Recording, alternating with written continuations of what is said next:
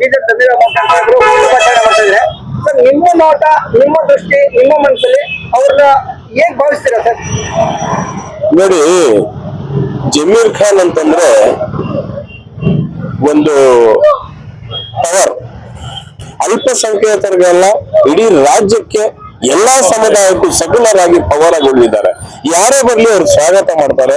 ಇಂಥ ಸಮಯದಲ್ಲಿ ಒಬ್ಬರ ಜೊತೆಯಲ್ಲಿ ಅವ್ರಿಗೆ ವಸತಿ ಇಲಾಖೆ ಸಿಕ್ಕಿರೋದು ನಮ್ ಪುಣ್ಯ ಅಂತ ಈ ಸಂದರ್ಭದಲ್ಲಿ ನಾನು ಹೇಳಕ್ ಇಷ್ಟಪಡ್ತೀನಿ.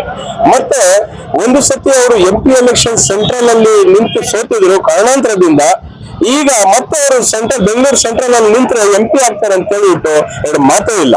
ಇಂತ ಒಂದು ವಾತಾವರಣ ಸೃಷ್ಟಿಯಾಗಿದೆ. ನಿಮ್ಮ ದೃಷ್ಟಿನಲ್ಲಿ ಹೇಗೆ ಸರ್ ಹೇಳಿ? ನನ್ನ ದೃಷ್ಟಿಯಲ್ಲಿ ಮುಂದಿನ ದಿನಗಳಲ್ಲಿ ಡೆಪ್ಯೂಟಿ CM ಆಗೋದಂತೂ ಖಚಿತ ಅಂತ ಹೇಳ್ತೀನಿ ಈ ಸಂದರ್ಭದಲ್ಲಿ.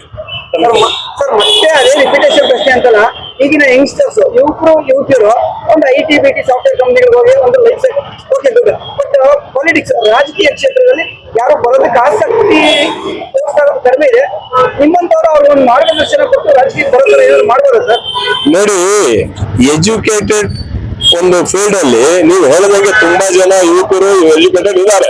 ಬಟ್ ರಾಜಕೀಯದಲ್ಲಿ ಅವ್ರು ಬರ್ತಾ ಇಲ್ಲ. ಯಾಕೆ ಬರ್ತಾ ಇಲ್ಲ ಅಂದ್ರೆ ಸರ್ಕಾರದಲ್ಲಿ ಅವ್ರಿಗೆ ಉನ್ನತ ಸ್ಥಾನ ಸಿಗುತ್ತೆ, ಅಧಿಕಾರ ಸಿಗುತ್ತೆ, ಅದಕ್ಕೆ ಆ ಕಡೆ ಹೊರಟೋತಾರೆ ಅವರು. ಈ ಕಡೆ ಗಮನ ಹರಿಸ್ತಾ ಇಲ್ಲ.